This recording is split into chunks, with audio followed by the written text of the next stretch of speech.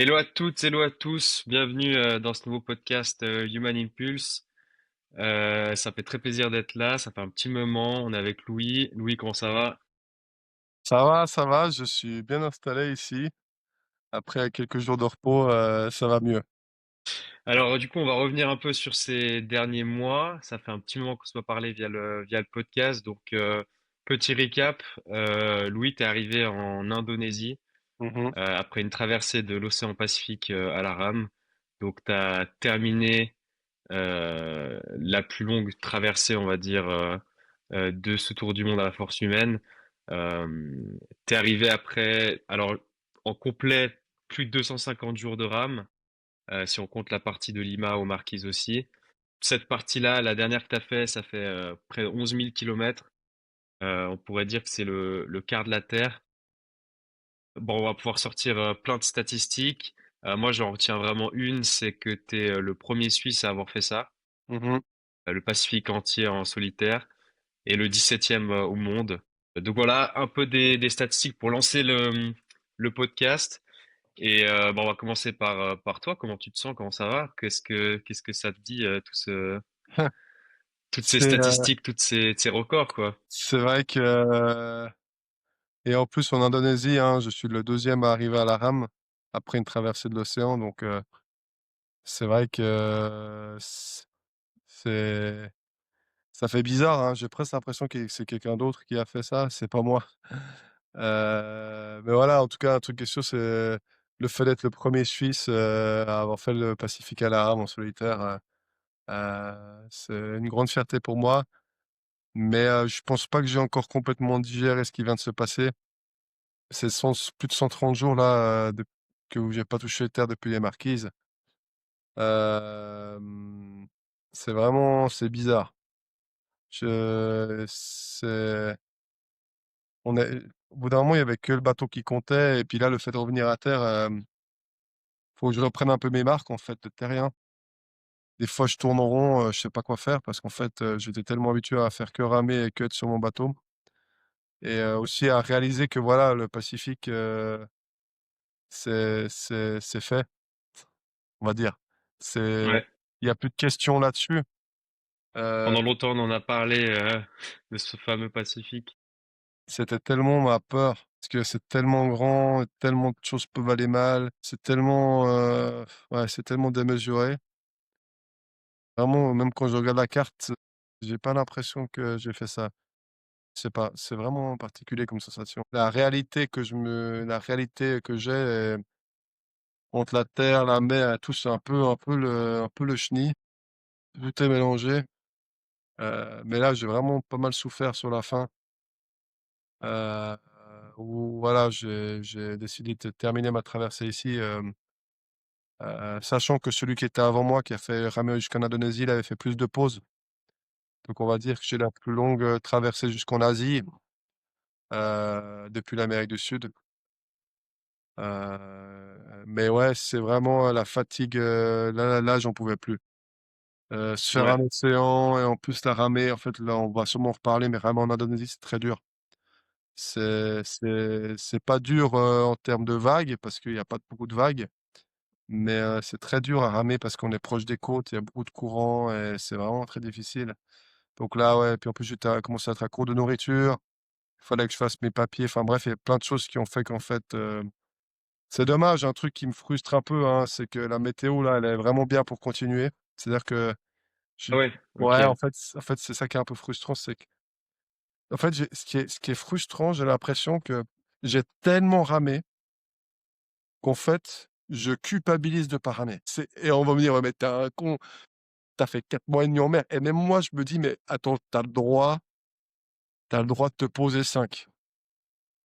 Mais en fait, c'est presque une culpa mais c'est j'ai fait que ça. C'est une Ouais, ouais. culpabilité de pas avoir fini jusqu'au bout, alors qu'en plus là, la météo est vraiment bien, j'ai les courants bien et tout, mais du coup, ouais, c'est vraiment en fait, j'étais tellement la tête dans le guidon, Après, on va revenir un peu sur les différentes raisons de cette pause, parce en vrai, il y avait plein de raisons différentes, pas juste la fatigue. Euh, mais d'abord, j'aimerais parler un peu de la traversée en fait. Euh, Tu as dit dans plusieurs interviews depuis ton arrivée que c'était très différent de la partie de Pérou aux Marquises, Mmh. qu'il y avait plus de vie en fait, il y a plus de choses qui se sont passées. L'océan était peut-être un peu plus calme aussi, de ce que j'ai entendu. Euh, Alors, mais j'en ou reparlerai, pas? on en reparlera. Ouais, ok, ouais. Donc, ouais, je voulais savoir un peu comment tu compares cette deuxième partie du Pacifique à la première, et puis est-ce que, après, enfin, c'était quoi ta quatrième traversée ou cinquième traversée à la rame? Ouais. Je crois que c'était la cinquième. Qu'est-ce qui a changé? Est-ce que quand tu compares à la première, enfin voilà, j'aimerais un peu savoir de manière générale comment ça s'est passé. Ouais, ouais, non, alors, faut savoir déjà que c'était très, très, très dur pour moi de partir des Marquises. Hem, Quand je suis parti de Lima, j'étais content, franchement, j'étais content de partir, hein. J'étais là, bon, ça fait 6 mois que je suis sur terre, c'est le Pacifique, j'étais vraiment très, très motivé de partir. Mais là, à partir des Marquises, j'avais déjà fait 4 mois en mer juste avant. Je me suis bien reposé, mais je sais pas, j'ai dû vraiment, vraiment, vraiment forcer. Je dirais que c'est le deuxième presque le départ le plus dur avec le départ du Portugal. Je dirais que ouais, c'était dur. Hem Et surtout que je savais que j'en allais avoir pour, très, très longtemps, 4 à 6 mois. Je sais pas, j'étais pas, ouais, je suis mentalement, j'étais pas forcément au top. Je savais aussi après potentiellement ce qui me motivait, c'est de me dire: «Bah, c'est potentiellement le dernier grand départ». En fait, en tout cas, départ pour une grande traversée. Ça allait être c'était le dernier bout, pour finir le Pacifique. Et puis en termes de météo, alors on va dire que les 2 premiers mois jusqu'aux îles Kiribati, donc on va dire la première moitié, là, la météo, j'ai envie de dire que c'était la partie du Pacifique où j'ai eu le plus de vent et le plus de vagues. Ok, ouais. Ouais, là, je me suis fait secouer dans tous les sens. Quasiment comme autant sur l'Atlantique. J'ai vraiment, beaucoup de vagues et très fatigant. Puis oui, surtout cette deuxième partie, j'ai croisé beaucoup plus de bateaux. Hem, j'ai vu beaucoup plus d'animaux, j'ai vu plusieurs baleines. J'ai eu le requin qui m'a suivi Mm. pendant 40 jours Ouais, ouais, et ouais, d'ailleurs après, il y avait d'autres requins encore qui venaient. Heu ouais. donc j'ai vu des tortues, une tortue qui me suivait, sous le bateau et voilà. Donc voilà, il y a eu quand même beaucoup plus de choses qui se sont passées et la trajectoire que j'ai prise, en fait, c'est la première du monde, on va dire la route que j'ai prise, c'est la première fois au monde que quelqu'un fait cette route. Donc en fait, j'allais vraiment dans un truc où personne n'avait vraiment ramé. Un peu comme quand j'étais allé en Colombie, donc c'était cool d'un côté, mais très stressant. Hem Et voilà, j'ai oh là, avec du bruit ici. Et les fameuses bières qui sont arrivées là avec, Ouais, ça c'était ouais, vraiment ouais. incroyable. Par hasard, hein, on n'a rien organisé, hein. C'était un moment juste, moi je partais pour Donc, ma sieste et j'ai entendu ce mais du bateau coup, et ouais, raconte comment ça s'est passé. bah, en fait, Parce que ça a fait le tour des réseaux, cette vidéo elle a bien ça a marché. bien tourné. Moi c'était en après-midi, la mer était très calme, c'était un jour justement, qui faisait du bien parce que la mer était calme, pas beaucoup de vent, enfin pas de vent, pas de vagues. En fait, je me couche et puis, je sais pas, ce bateau, il avait pas l'AIS, donc c'est le système de radar qui m'avertit. J'entends un bruit de moteur, puis en fait, du coup, je sors de ma cabine et là, je vois un monstre bateau. Ah, mais non plus, il faisait quoi? Il devait faire en tout cas, 40 mètres de long, je pense 50 mètres de long. Et voilà, il vient en fait vraiment dans ma direction. Il est à 100 mètres et en mer, et puis vraiment, il vient contre moi. Et puis en fait, il s'inquiétait, on arrive à parler de vive voix. Bon, ils étaient à 4-5 mètres de haut, vraiment côte à côte. Voilà, il s'inquiétait pour moi, en fait. Il pensait que mon antenne, c'était un mât qui était tombé. J'étais un voilier parce qu'il voyait ma vitesse sur le radar et j'allais vraiment pas vite. Puis du coup, bah, j'étais quasiment à l'arrêt. Puis ils se sont dit: «Bon, il a un problème». Puis après, on a discuté. Donc c'était un capitaine croate, mais il avait un bateau, sous drapeau philippin et c'était des Philippins, c'est des Philippinois, des Philippins, qui étaient à bord. Et puis, bah, en fait, ils ont dit: «Ah, tu as besoin de quelque chose et tout?» Et je dis: «Ah, j'aimerais bien une bière fraîche». Puis c'est là que, bah, ils ont mis la grue. Ils ont descendu le petit bateau, puis en fait, ils m'ont amené un carton et finalement, le gars, il m'a dit: «Ah mais c'est bon, je t'envoie un carton». Donc en fait, il m'a envoyé 24 bières fraîches, donc ils ont réussi à me passer les bières et comme la mer était calme et je me suis enfilé 5 bières parce que chaque fois que je stage, je me suis je me suis retrouvé ivre, tout seul, j'ai fait la sieste.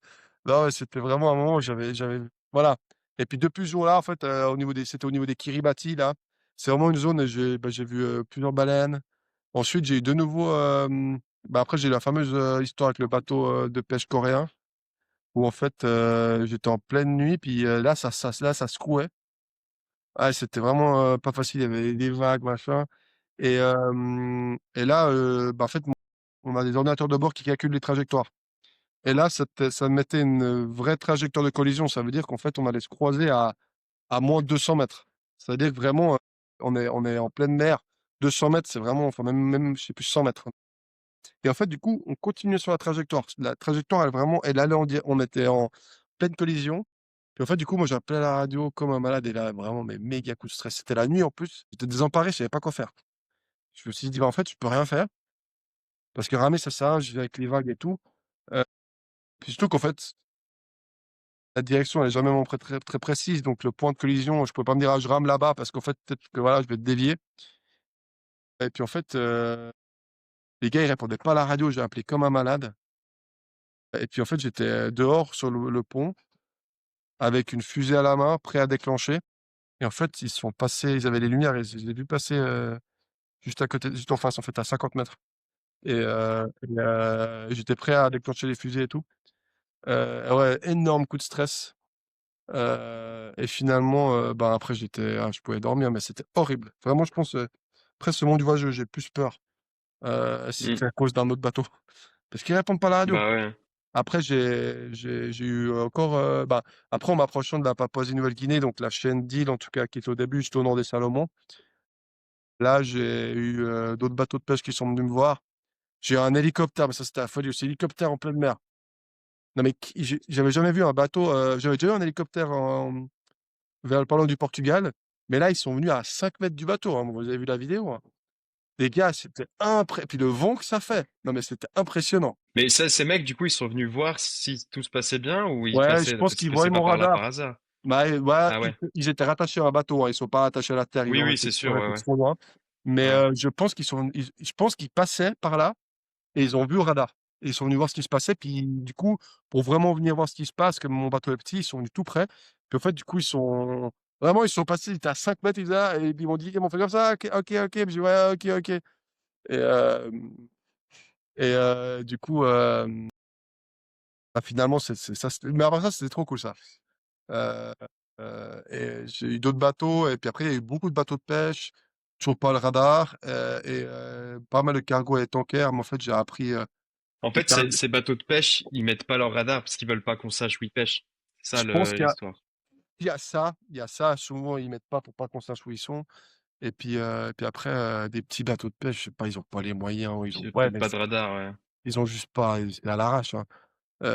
Mais ouais, ils veulent pas trop savoir où on est et où ils sont, quoi.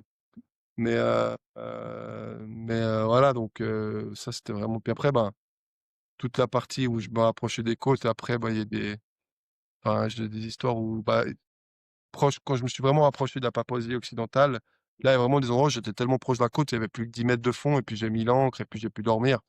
Parce qu'en fait, quand on est proche des côtes, c'est dur de se reposer parce qu'en fait, quand on est proche des côtes, donc si on s'endort puis que le bateau il part contre la côte, c'est un accident. Ouais, Donc en tu fait, stresses tout le temps, pas quoi. mal d'endroits où j'ai pu mouiller comme on dit, dans le langage de marin, on dit mouiller son bateau. Mouiller son bateau, ça veut dire tout simplement mettre l'ancre. On appelle aller au mouillage, voilà, donc j'ai pu mouiller mon bateau là justement il y a des papous qui sont venus avec leur bateau à moteur, et et ils voulaient que j'aille dans leur village, ils ont commencé à m'amener mes noix de coco, enfin bref, c'était vraiment, ça c'était vraiment cool. Mais voilà, toute cette zone, proche des côtes en fait c'est cool, hein, tu as du paysage et c'est hyper beau là, tout le long de la Papouasie là. Vraiment des paysages, des montagnes, il y a pas beaucoup de villes, il y a des petits villages, mais à la rame très dur. En fait, on pourrait se dire, c'est facile, on est proche des côtes, mais en fait, c'est beaucoup plus dur. Si on fait vraiment de la rame de côte, donc avec un bateau, un kayak ou un bateau à rame comme nous on fait, les bateaux, voilà, vers les côtes où tu es à 100 mètres du bord, ça va. Mais en fait, quand tu as un bateau comme le mien, proche des côtes, ça va pas. Parce qu'en fait, il est très lourd, du coup, tu es vite, donc c'est très dur. Ouais, ouais. Bah, c'est depuis le début, hein, ça, dès que t'es vers les côtes, et puis ça rajoute un coup de stress, Ouais, vraiment. parce que tu t'arrives pas ouais. C'est difficilement manœuvrable, donc s'il y a un coup de vent ou quoi, tu vas contre les côtes. Donc voilà, c'est un challenge. D'ailleurs, c'est pour ça que personne ne fait ce que je fais là, ramer à travers l'Indonésie. Les gens, ils s'arrêtent avant. Ouais, Australie ou, ouais. Ils vont en Australie. Tu arrives en Australie, puis après ils arrêtent. Parce qu'en fait, c'est beaucoup trop dur. Bah, ouais. Bah, en théorie, la traversée du Pacifique, tu pourrais même arrêter aux premières îles, avant, enfin, Voilà, le Pacifique, théoriquement, parce qu'en fait, entre les Vanuatu et l'Australie, c'est la mer de corail. De nouveau, c'est de la nomenclature. Oui, le Pacifique, en théorie, il est fini déjà avant. mmh.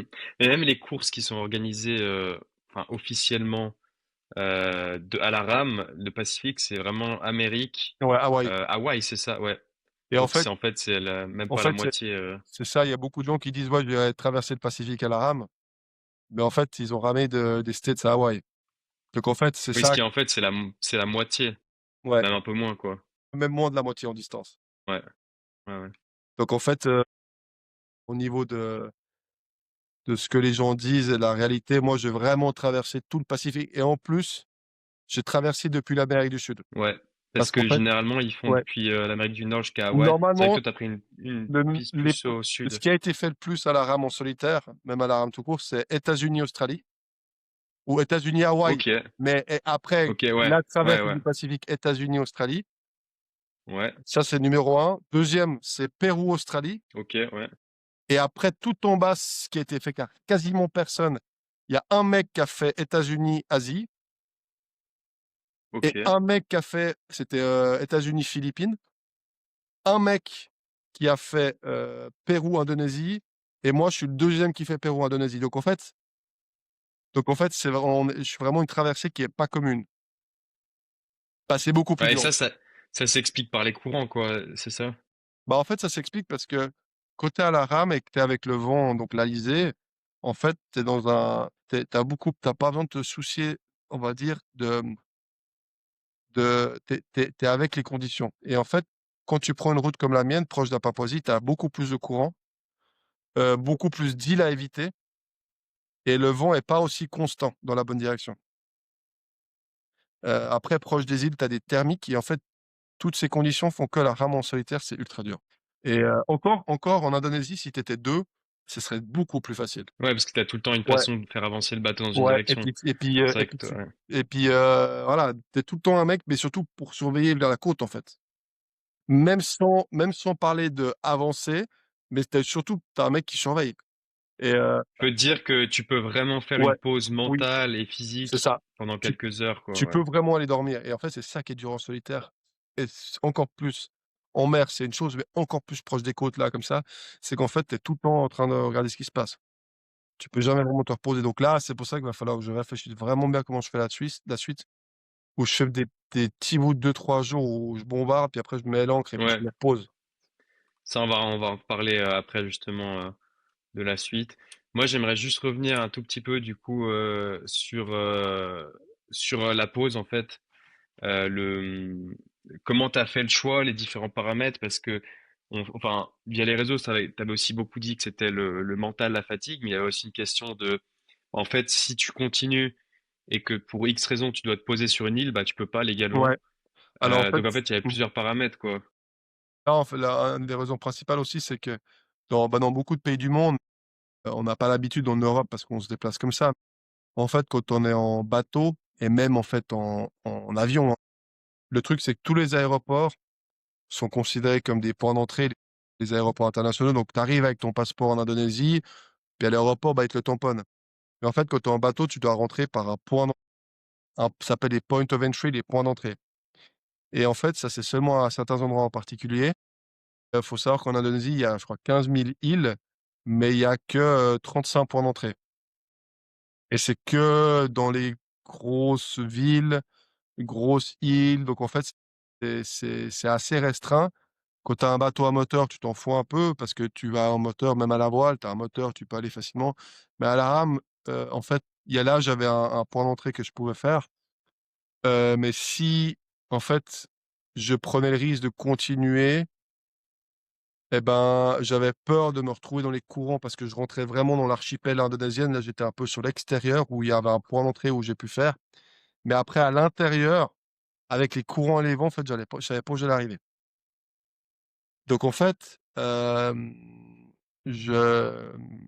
je me Ouais, suis ça te dit laisse une liberté après, ouais, quoi. c'est ça. En fait, Après, maintenant, comme tu dis, ouais. j'ai pu faire mon check-in, mon bateau, ma douane et tout. Maintenant, en fait, je peux m'arrêter où je veux et ça m'aurait tellement stressé de pas pouvoir, m'arrêter au jeu parce qu'au cas où j'ai un problème ou je sais pas.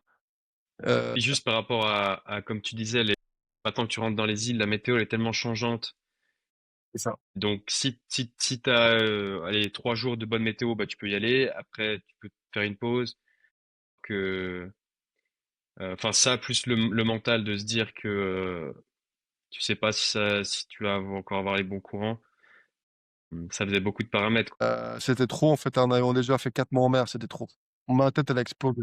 En fait, c'était trop. Si tu pars frais, ça va et quand tu t'es déjà tapé un océan Pacifique, c'était trop. C'était c'était dans ma tête, c'était surhumain. J'arrivais pas à surmonter ça. Je me suis dit: «Il faut que je me pose un moment» parce qu'en vrai, voilà, j'ai fait une pause aux Marquises mais j'ai bombardé quoi, j'ai pas arrêté, hein. Ouais, Ça prend tellement le mental et puis là, évidemment, moi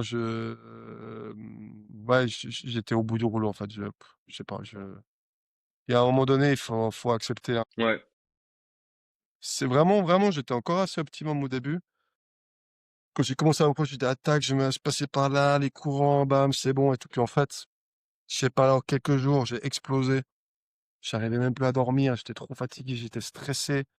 Je me suis dit: «Putain, je vais être tellement dans la merde». En fait, j'arrivais plus, j'avais plus la force et du coup, ben, j'ai pris la décision de m'arrêter et puis, maintenant, je suis content, j'ai pu faire mes papiers, ouais, donc ouais. C'est aujourd'hui vrai que en plus de cet aspect mental de devoir ramer seul sur ton bateau, t'avais cette question de doute, de chemin que t'avais pas eu avant, quoi. Parce qu'avant, alors il y avait ce doute de je veux arriver à un endroit précis et puis je sais pas si je vais arriver, mais là c'était je sais pas comment je vais passer et ouais, arriver. c'est ça. Donc ça faisait encore un doute en plus et puis ouais, ouais, c'est C'était sûr. trop, c'était trop. Ouais, Donc voilà, mais finalement, voilà, j'ai ouais, je suis content d'être arrêté de m'être fait une pause. Bien sûr, j'aurais bien aimé ne plus avoir besoin de remonter dans mon bateau. ouais, ouais, c'est sûr, ouais. Mais voilà, Mais je vais essayer de l'aborder, je vais essayer de l'aborder comme des micro-étapes de quelques jours et puis, aussi de la no au niveau nourriture, je commence à être limite aussi. Il y avait aussi ce paramètre-là où en fait j'avais fait j'avais pris pour 200 € de nourriture, c'est ce que je m'étais dit dans la tête, ouais, mais ouais. en fait, j'ai tellement attaqué sévère dans mes provisions puis les snacks, les biscuits, tout ça, mais j'ai tout séché. Et franchement, j'avais même pris un espèce de fromage que j'avais trouvé aux Marquises, un fromage que tu peux garder en dehors du frigo.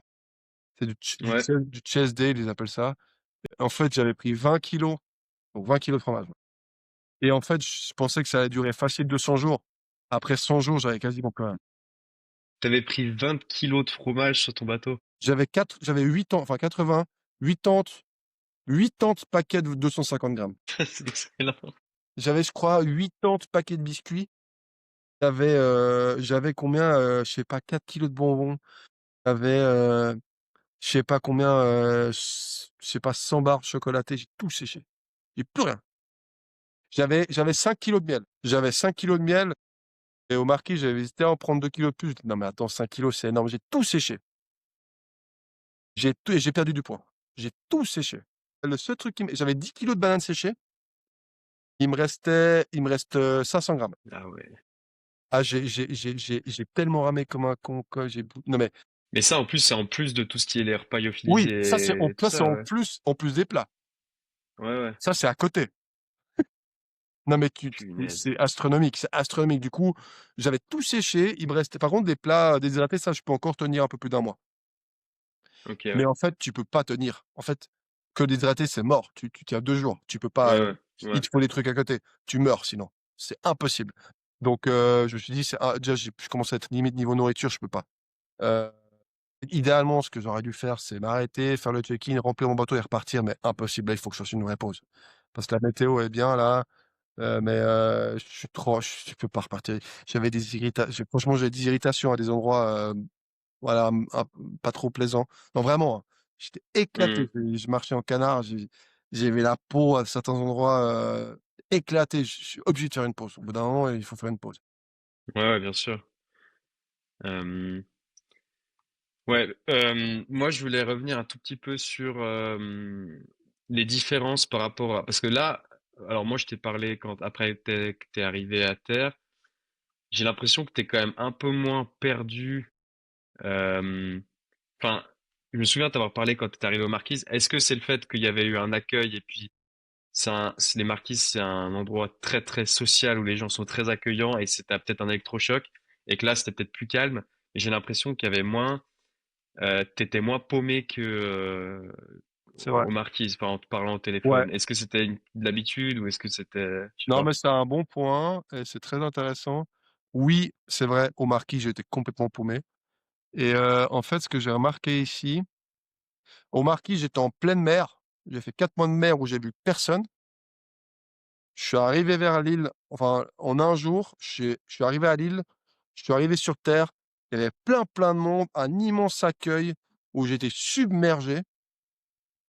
Ici, ça faisait déjà quasiment un mois que j'avais vu la terre. J'ai eu déjà du contact avec des locaux où j'étais à l'ancre. Il y a des locaux qui sont venus me parler. Quand je suis arrivé proche de l'arrivée, j'avais déjà mis plusieurs fois l'ancre. À l'arrivée, j'ai pas été directement au ponton. J'ai attendu plusieurs jours à l'ancre où j'ai eu le temps, en fait, ce que je me rends compte, c'est que j'ai fait un atterrissage j'ai fait comme un sas de décompression, en fait. J'ai eu un atterrissage en douceur où voilà, j'ai attendu mon visage, j'étais à l'ancre, ça a pris plusieurs jours et en fait, du coup, après je suis venu sur terre, ce qui a fait qu'en fait, c'était beaucoup plus doux. Il y a eu beaucoup moins de monde à l'arrivée ici parce que c'est pas forcément prévu, puis c'est une marina privée. Donc en fait, il y a les locaux, ils peuvent pas venir où j'étais. C'était un endroit, c'est un marina qui appartient à un hôtel parce qu'ici, il y a pas vraiment de marina.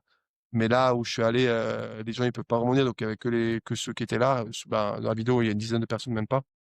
Parce que c'est déjà pas organisé, pas prévu, puis c'est un endroit privé. Donc voilà, tous ces facteurs font que le choc a été beaucoup moins violent, heu et du coup, ben, heureusement, parce qu'embarqué, j'étais vraiment paumé.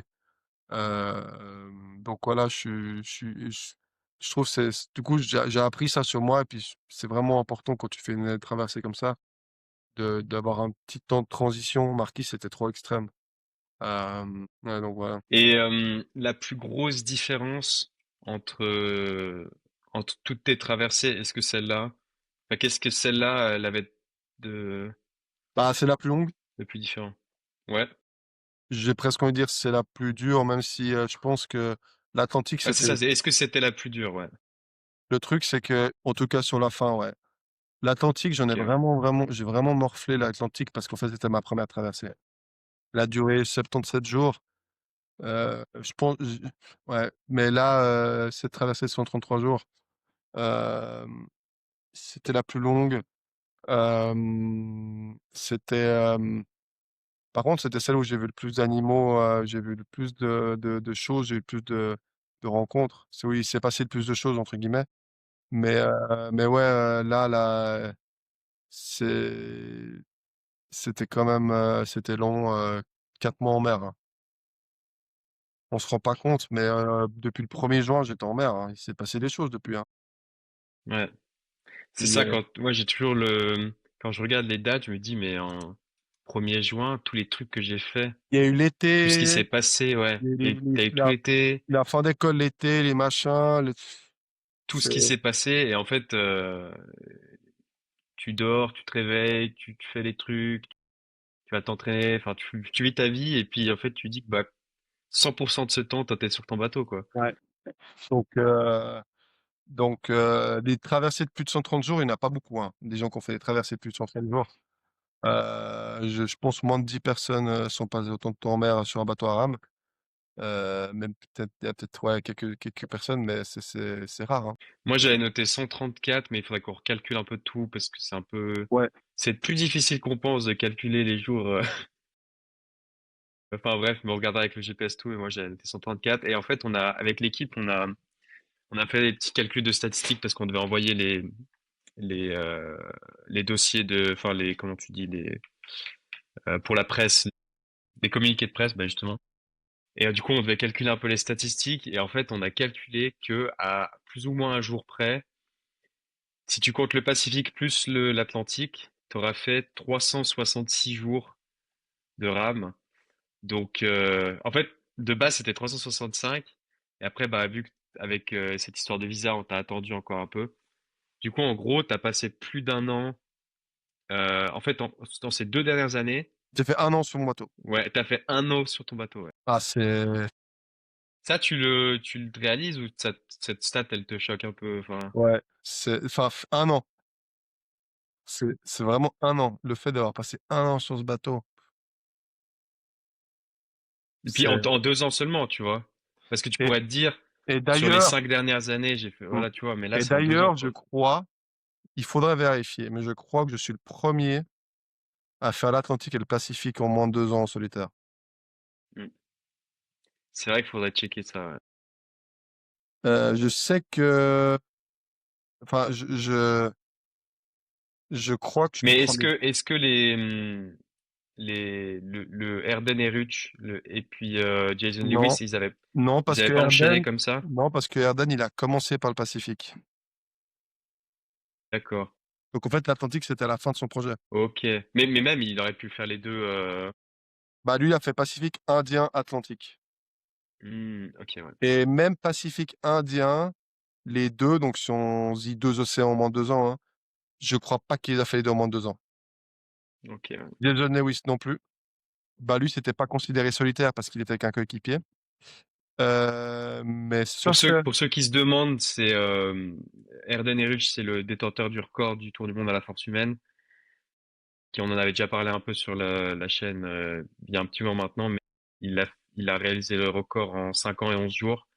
Quand est-ce qu'il a réussi? En de 2012? 2007 à 2012. Voilà, ouais. Ça, n'hésitez pas à aller voir aussi ce qu'il a fait, c'est impressionnant.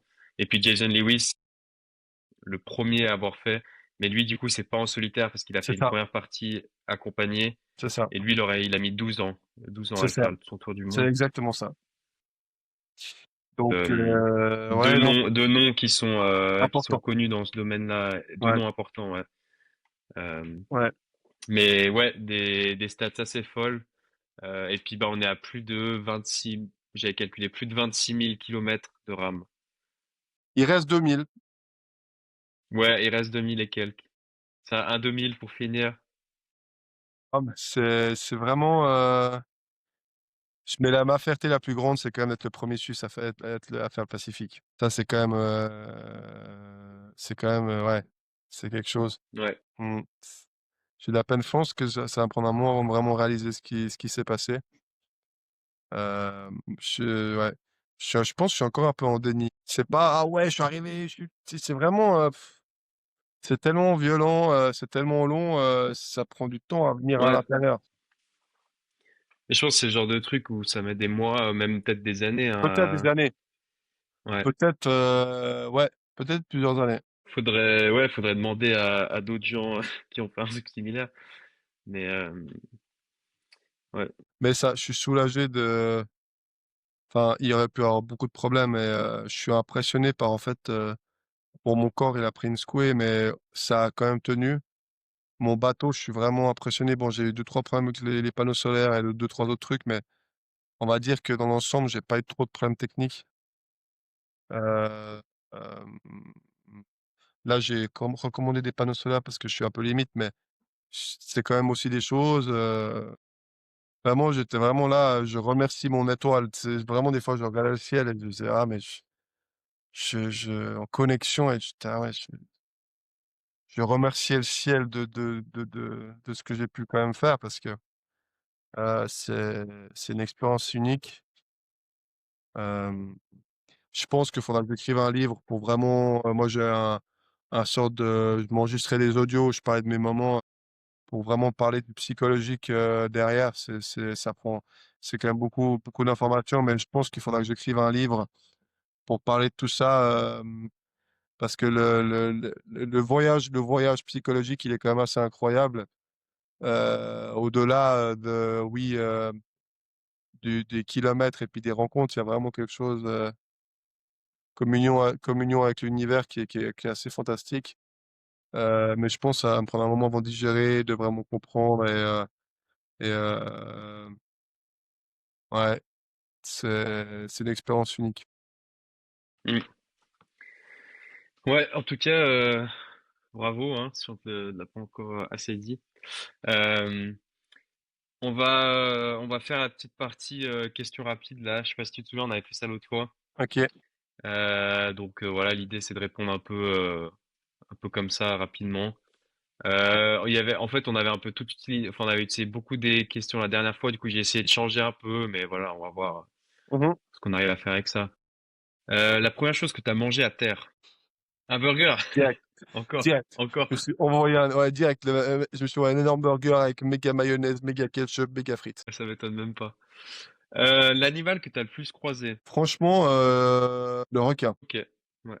En tout Est-ce que cas, c'était le même à chaque fois, quoi? alors au début, pendant 40 jours, j'ai eu le même et après j'en ai eu d'autres et sur la fin, j'ai même eu à un moment un banc de requins. Bon, ils étaient pas très gros, ils faisaient même pas 1 mètre, mais j'ai même un banc de requins, il y avait une dizaine de requins. Donc vraiment les requins, j'en ai vu énormément.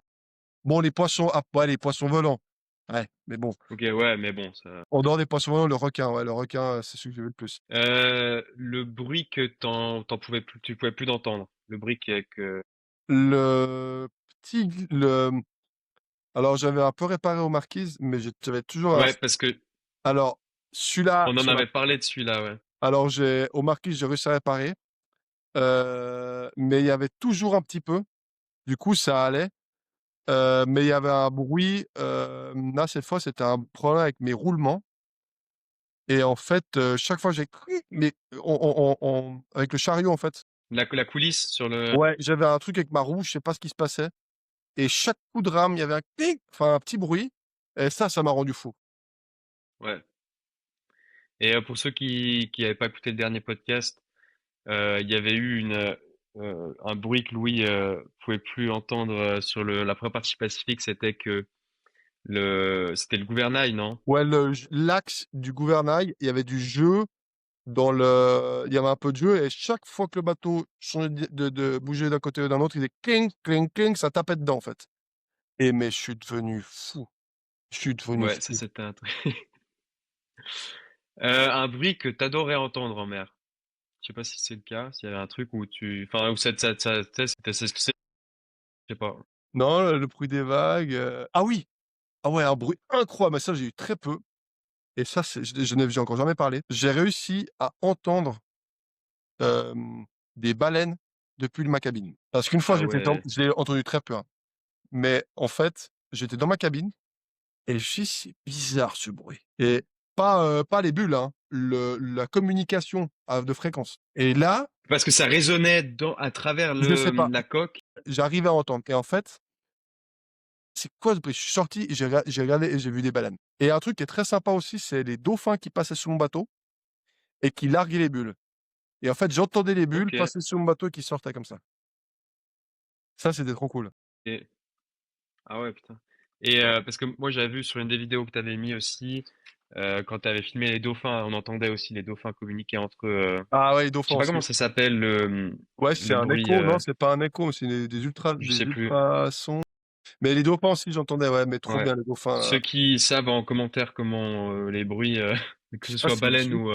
des ultrasons ou bien des je Alors sais pas. ça, c'est des ultrasons, mais le bruit que. Je sais pas, il doit y Enfin, avoir un nom. comment ça s'appelle? Je sais pas. Il doit y avoir un nom. Bah, dites-nous en commentaire ceux qui savent. L'objet qui a été le plus utile à bord que tu ne pensais pas être utile. Enfin alors, c'était la cinquième traversée, donc tu as peut-être découvert ça avant, mais je sais pas, un objet, un truc que tu te disais, je vais peut-être pas l'utiliser, et puis finalement, Mmh. Attends, je réfléchis 2 secondes. Bah, en fait, l'encre. Oui. Bah, j'ai encore jamais utilisé. Ah bah oui, parce que en fait, Ouais, j'ai jamais utilisé et je peux te dire que c'était utile. parce que là, tu l'as utilisé, je sais pas, Ouais, une dizaine de fois, vingtaine ouais, de fois, ouais, non, ouais, sur ouais, la fin. ouais, l'encre, j'ai encore jamais utilisé. Et d'ailleurs, ah oui, mais on en avait pas parlé de cette histoire de l'encre qui est Ouais, restée coincée. mmh. Où bah, il y aura des vidéos qui vont sortir ces prochains jours des Tu as plongeurs réussi à la voir la qui vidéo? sont. Ouais, j'ai réussi à la voir. Euh, des plongeurs qui sont venus te décoincer cette encre qui était enfin qui était, je sais pas si c'était coincé ou au fond de l'eau et qui pouvait pas bouger quoi. Mmh. Donc Tu as pu les voir les vidéos? Moi j'ai même pas regardé encore.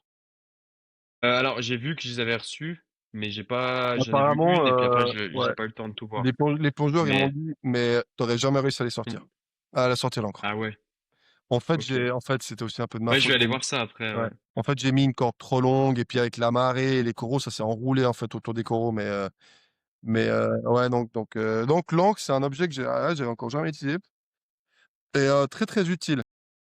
Bah ouais, tu m'étonnes. Euh, alors, est-ce qu'il y a, je sais que tu avais t'étais plus parti sur des musiques de méditation et pas des trucs trop motivants et tout. Mais est-ce qu'il y a quand même des moments où tu écoutais de la musique, on va dire plus Alors là, oui, sur cette traversée, plus. Oui. Ok. Et c'était quoi? Est-ce qu'il y a un artiste ou une musique en particulier que t'écoutais souvent ou qui te faisait plaisir ou est-ce que c'était un peu de tout et n'importe quoi? J'ai écouté beaucoup des musiques des années 80-90. Ok, Pas mal de variétés françaises, beaucoup de musique des années 80-90. Des récentes, un peu, mais pas tant que ça. ok. Sans citer d'artistes, j'ai vraiment j'étais plutôt dans la musique de l'époque. Il y avait un DJ que j'aimais bien écouter, c'était Sash, je sais pas si tu connais? Peut-être ça me dit rien, le nom me dit rien, mais peut-être j'ai écouté ces musiques. Ouais, c'est un ancien DJ, je sais même pas s'il fait encore, mais du coup, c'était des moments où j'avais besoin de la musique de motivation, c'était bien. Ok, ouais, cool. Alors on a vu que tu as envoyé des vidéos et t'as fait passer, surtout vers la fin de cette traversée, il y a quand même eu pas mal de, bah t'as vu pour la première fois de la pollution, un peu donc alors il y avait de la pollution végétale, mais il y avait aussi beaucoup de plastique et tout. Euh, Quel est l'objet le plus bizarre que tu as vu flotter? Dans les plastiques, franchement, il y a Il y a de tout. des Pampers. Ouais. C'est, terrible, hein. Quand tu es en pleine mer, tu vois pas, puis en fait, il y a pas vraiment parce que ça part dans les courants. Mais là, en fait, que tu es proche des côtes, là, surtout en Indonésie, sauf erreur, c'est le deuxième pays le plus pollué du monde en plastique. Il y a franchement, ça, c'est un truc, je peux le dire, hein, mais c'est terrible, en Indonésie, hein. Ils balancent tout. Mais ils balancent tout le plastique. Puis c'est pas comme chez nous, ici, ils ont des petites bouteilles en PET. Quand tu achètes un paquet de bonbons, chaque paquet de bonbons est dans du plastique. Ils ont des ils ont des verres d'eau, en plastique qu'ils achètent fermés, donc c'est juste 2 gorgées et tu balances le plastique. Ah, Heu, putain. Ils balancent, alors déjà tous les déchets plastiques, c'est terrible. Et puis, bah, c'est terrible parce qu'ici c'est paradisiaque, hein. Puis ils balancent tout à la mer, des sacs poubelles, des bouteilles en PET, tout le bordel. Et puis ils balancent des troncs d'arbres, Ouais, on a vu les troncs d'arbres. mais des méga troncs d'arbres. Donc en fait encore moi, ben, c'est ouais, c'est embêtant. Mais ici, c'est hyper dangereux du coup en bateau moteur. Parce que tu vas vite, tu les vois pas. Mais des immenses troncs d'arbres. Donc ouais, ici dans la mer là, en Indonésie, tu vois beaucoup de choses, ouais. Mais les plastiques, ça fait là, cette zone là où je me suis retrouvé avec la rivière, les courants, tout le plastique, ça déprime, hein, ça déprime. Ouais. Heu, Si tu devais donner un surnom à cette traversée, ça va être un mot, non, ou le nom, comme un titre de film, allez, comme un titre de film pour la traversée ou un truc comme ça.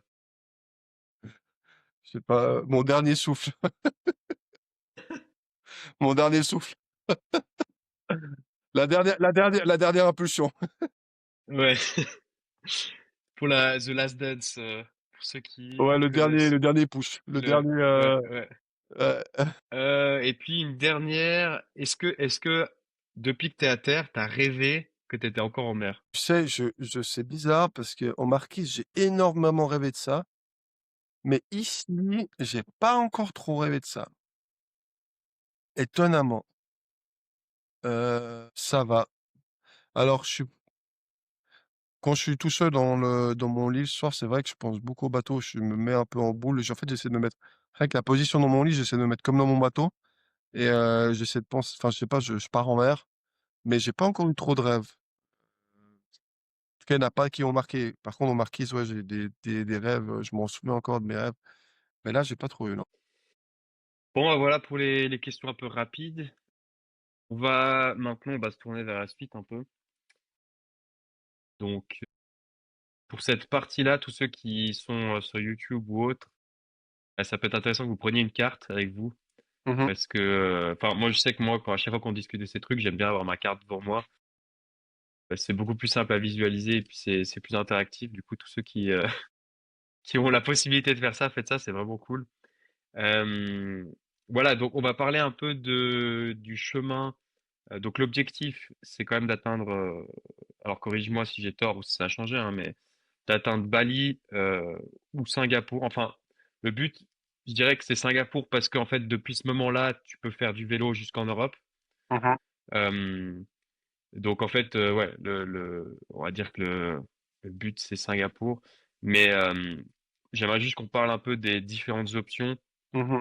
et puis voilà des chemins qui sont envisageables pour cette parce que c'est pas aussi comment dire simple dans le choix que Mmh. ça a peut-être été que ça l'a peut-être été avant dans l'aventure. Donc voilà, je te laisse un peu. Ouais, ouais. C'est vrai que quand on regarde la carte, on pourrait se dire: «Ah mais attends, il a traversé le Pacifique, il peut traverser l'Asie comme ça». En fait, non, c'est pas aussi simple. Parce que, en Indonésie, il y a beaucoup de courants et en fait, c'est pas comme en pleine mer où il y a les alizés, les vents, ils sont pas forcément, autant réguliers de l'est à l'ouest. Donc en fait, il y a pas de solution simple. Il y a qu'une personne avant moi qui a fait qui a traversé l'Indonésie et puis il a pris un peu une autre route et moi, j'ai un peu pris cette décision de passer par, où je suis passé et comme tu as dit, hein, Singapour, ce serait le but ultime parce qu'en fait, depuis là, je peux pédaler. Le truc qu'il y a, c'est qu'en fait, je me rapproche de la saison, des moussons où les vents, ils s'inversent et les courants aussi. Donc en fait, dans la zone entre la zone sud là, dans la mer de Flores, enfin, on va dire entre Singapour, et le sud-est de l'Indonésie, les vents, ils vont venir de l'ouest. Donc en fait, je vais pas réussir à remonter. Je peux pas, remonter le vent. Donc Singapour, à moins que en fait, que j'attende avril ou mai. Ce qui est aussi une option, hein, parce qu'après voilà, je suis direct à Singapour et puis j'ai pas besoin de faire, de transvaser entre les îles. Mon idée, c'était d'arriver, donc on voilà, en fait, maintenant, je vais pas non plus trop traîner ici.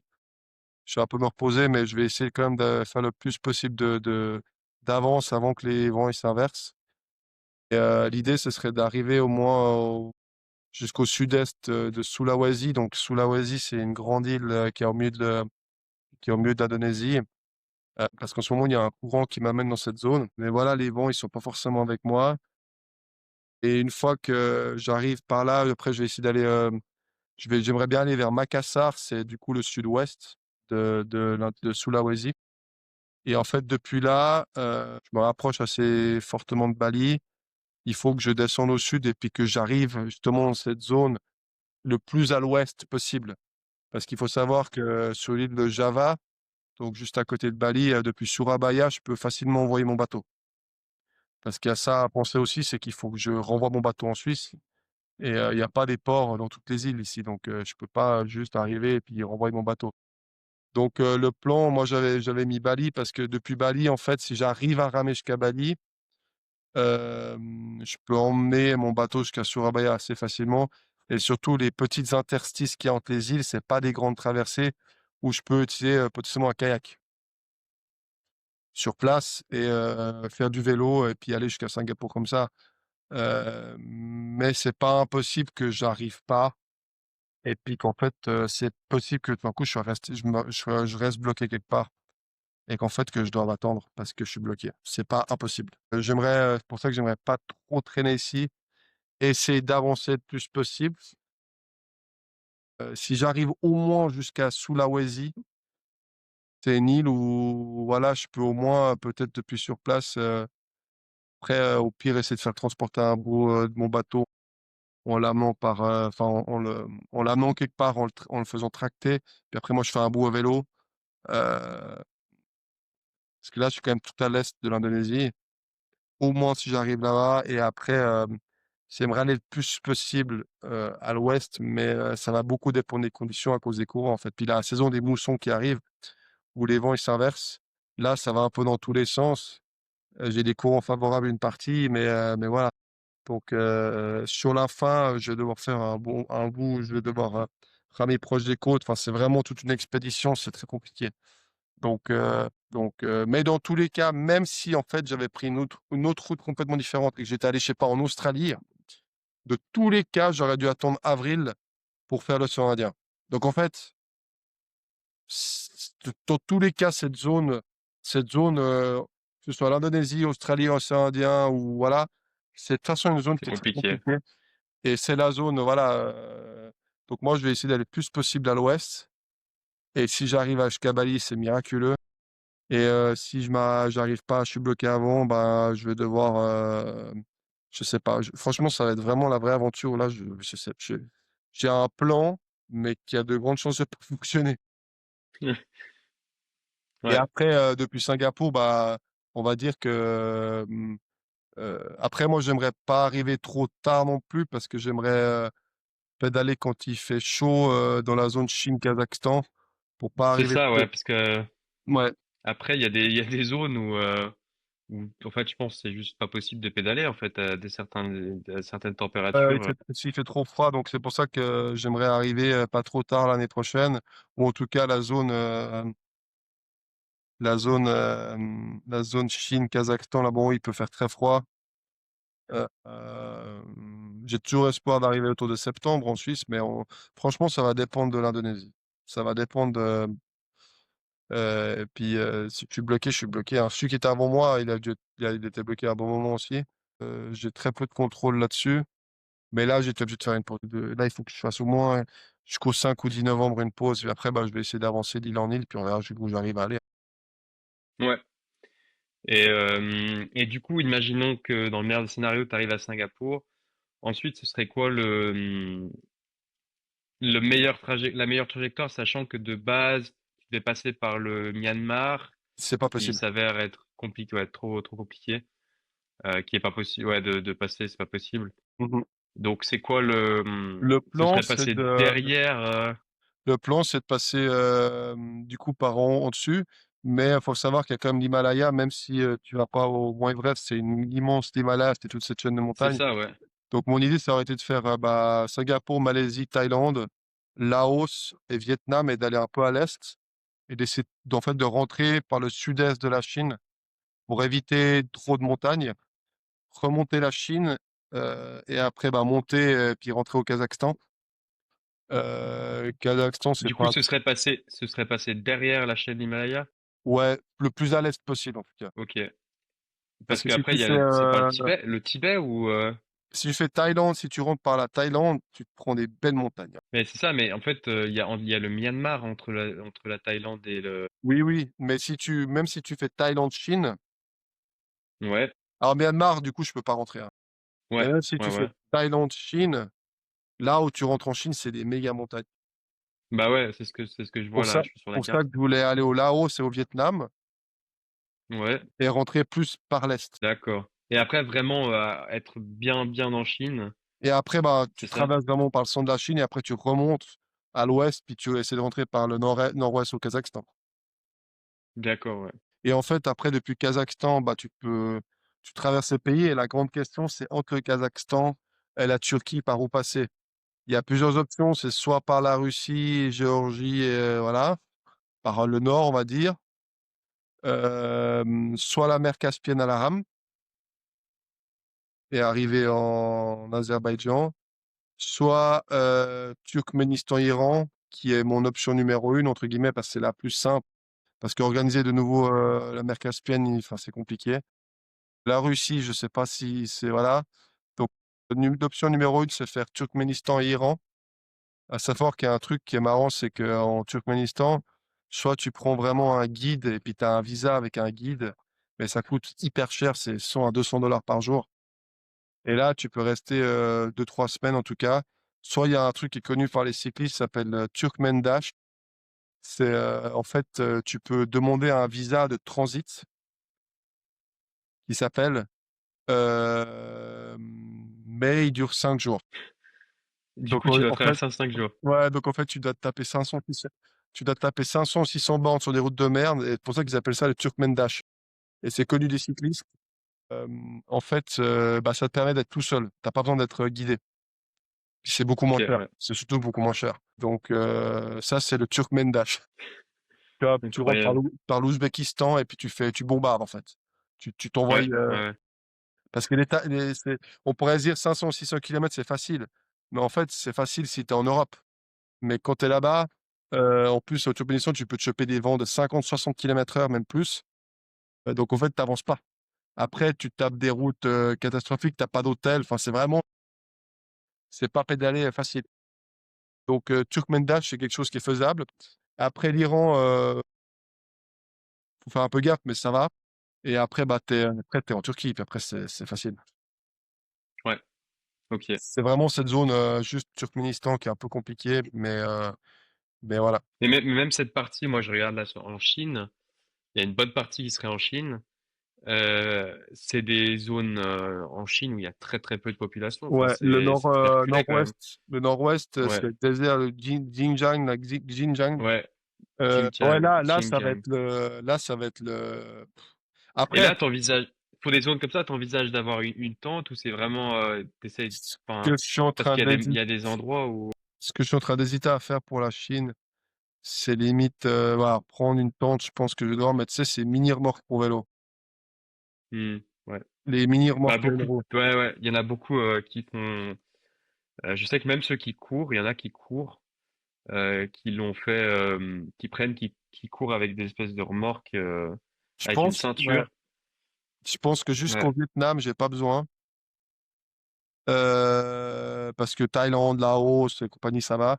Mais c'est hyper peuplé, c'est hyper dense.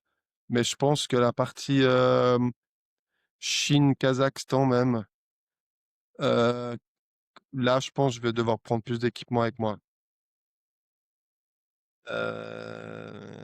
Parce que juste au moins avoir même si, ouais, avoir de l'eau, assez d'eau à manger, parce qu'il y a peut-être des zones où il y a 400 kilomètres, il n'y a rien. C'est des grands déserts, hein, donc je vais devoir passer quand même, une fois que j'aurai fini vraiment la rame, je serai arrivé à Singapour. Je vais quand même pas me prendre un peu de temps pour vraiment analyser ça. Parce qu'après, mais après, si tu es plus lourd, tu vas aussi moins vite. Donc, faut voir vraiment les zones qui sont compliquées. Ouais, mais je pense qu'il y a des chances que je dois reprendre une tente, puis je dors comme ça. Mais à part ça, ça a l'air magnifique, hein. J'ai vu des ouais, cyclistes qui parlent de cette zone, ça a l'air incroyablement beau. Donc voilà, je me réjouis. Pour moi, c'est vraiment le gâteau, la récompense de rentrer à vélo. Euh, ouais, ouais, je me réjouis d'avoir fini le bateau. Là, je suis encore un peu inquiet, je vais pas mentir, d'Indonésie. Même s'il n'y a pas des grosses vagues, on va dire que ça, c'est pas ça le problème. Je sais pas, en fait, je sais pas si je vais y aller, je sais pas. Je sais pas. C'est vraiment un gros point d'interrogation. Euh, donc voilà, je vais me reposer un peu, faire le plein, et puis après, ben, y aller, puis on verra. yes. Ouais, on se réjouit aussi de suivre ça. Mhm. Bah écoute, on arrive gentiment Ok, trop cool. au bout du podcast. Trop cool. J'aimerais aussi qu'on passe un petit moment pour remercier tous les gens parce que ça fait un petit moment maintenant, hein, ça fait presque un an, mais on avait lancé un crowdfunding pour ce Pacifique parce que voilà, tout ce qui est nourriture, matériel, ça coûte quand même assez cher. Et on avait récolté plus de 30 000 francs, si je dis pas de bêtises. Et bah, tout simplement, c'est grâce à ces donateurs enfin que tu as pu, pardon, faire ce Pacifique. Donc je sais pas si tu avais deux, trois mots Ouais, non, mais pour ça, quoi. remercie la communauté, remercie, il y a tellement de gens qui ont aidé.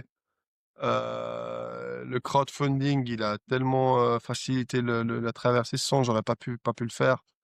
Donc je remercie tous ces gens-là qui m'ont soutenu financièrement, les gens qui sont dans la communauté. Après, il y a aussi eu beaucoup de dons qui ont été faits après le crowdfunding. Donc, en plus, il y a eu des caleçons qu'on a pu vendre Ouais. via Isabelle Ewer. Donc vraiment, Et puis cette dernière tous an les sponsors également, hein, les sponsors les qui à côté sont là depuis le début, hein. et donc il y a les particuliers qui aident et après les sponsors, qui me soutiennent et en fait, c'est vraiment, sans ce soutien-là, ce projet, il est impossible. C'est juste, voilà, en tout cas, moi, j'ai un grand merci à tout le monde, ouais, je remercie tout le monde qui m'aide d'une manière ou d'une autre et merci les sponsors, merci la communauté, merci les donateurs, merci tout le monde. Ouais. Donc voilà, un grand merci. Louis, on va te laisser un peu te reposer encore. Et puis, bah, on va attendre de la suite des nouvelles. Pour tous les gens qui regardent, faut pas hésiter à continuer à parler de l'aventure, à partager. C'est aussi comme ça que bah, le plus de médias en parlent, bah, le plus ça aussi ça nous permet de récolter des fonds, hein. Euh, Toujours à la recherche de sponsors également. Toujours. Donc un grand merci à ceux qui nous suivent depuis le début des sponsors, mais c'est compliqué, hein, on va pas mentir. C'est une aventure particulière, donc il y a peu de gens qui veulent prendre le risque de soutenir. Donc voilà, tout ça pour dire que si vous connaissez des entreprises, des particuliers, voilà, qui veulent aider, on est on est là. Donc voilà, aussi suivre sur le site web le tracker GPS quand Louis sera reparti, ça c'est tout, ça va tout fonctionner comme normal. Et puis voilà, continuez à vous abonner sur les réseaux, à cette chaîne aussi. On poste pas tout le temps, mais on aimerait peut-être plus actif dessus, donc n'hésitez pas à vous abonner aussi. Et puis voilà, Louis, un petit mot de la fin pour terminer ou Ah non, mais merci à tous. Moi, c'est vraiment ça qui est le plus important. Moi, je donne tout. Je fais tout ce que je peux pour, je donne mon max vraiment et voilà, je me réjouis de continuer de partager cette aventure avec vous. Mais voilà, faut que je me repose un peu là. Mais ouais, moi, c'est surtout voilà, un grand merci, c'est surtout ça que je veux dire. ouais. On se rapproche de la fin. On a passé la dernière fois qu'on a fait ce podcast, on n'avait pas passé la moitié. Là, on a bien passé la moitié.